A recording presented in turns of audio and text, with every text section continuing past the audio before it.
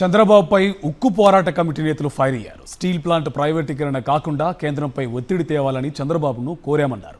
అయితే చంద్రబాబు మాత్రం తమను మాట్లాడొద్దన్నారని, చెప్పింది వినండంటూ నిలువరించారని ఆవేదన వ్యక్తం చేశారు. బాబు మాటలు తమను కలిచివేశాయన్నారు ఉక్కు పోరాట కమిటీ నేతలు.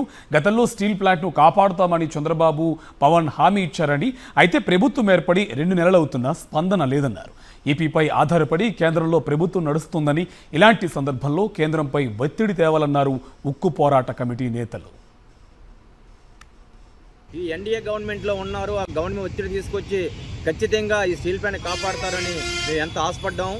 కానీ ఈరోజు పోరాట కమిటీ మరి ముఖ్యమంత్రి గారి నారా చంద్రబాబు గారిని కూడా కలవడం జరిగింది.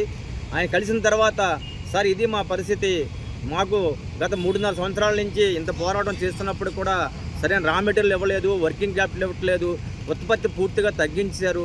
7.3 మిలియన్ ఉత్పత్తి చేయవలసిన స్టీల్ ప్లాంట్ని కనీసం 50%, 60% రన్ చేస్తున్నారు. ఒక బ్లాస్ట్ మేనేజర్ మూసారని చెప్తే మీరు అవన్నీ నాకు చెప్పవసరం లేదు, మాకు అన్నీ తెలుసు, కానీ మీ పని మీరు చేయండి, నా పని చేస్తానని చెప్పారు. మా పని చేయడం మేము సిద్ధంగా ఉన్నాం, ఉత్పత్తి తీయడానికి, పూర్తి ఉత్పత్తి తీయడానికి మేము సిద్ధంగా ఉన్నాం.